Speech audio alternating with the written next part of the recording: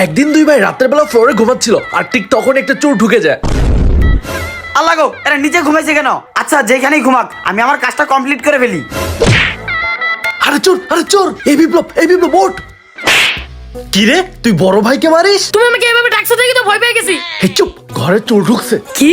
জলদি যাও, চোরকে ধরবো। আমি আগে যাবো আর তুই আমার পিছে আসবি। আরে শব্দ করতেছিস কেন? আরে সরি ভাইয়া। দেখ চোরটা কিভাবে চুরি করতেছে। আর জেদনিটা এখানে পরে ঘুমাচ্ছে আর তার রুমে চোরটা চুরি করতেছে। জেদনিকে তো পরে দেখবো, চল আগে চোরকে ধরি। চোরের বাচ্চা চোর, তুই আমাদের ঘরে চুরি করস? ভাইয়া এত শব্দ হচ্ছে, তাও জেদিমা উঠতেছে না কেন?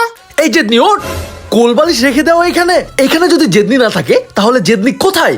এই চোর দেখি তোর মুখটা একবার দেখি। জেদনি তুই? ভাইয়া সরি। নিজের ঘরে চোর সেজে আমার টাকা চুরি করতেছিলি কেন? ভাইয়া নিজের ঘরে চুরি করতে লজ্জা লাগে, তাই তো চোর সেজে আসছিলাম।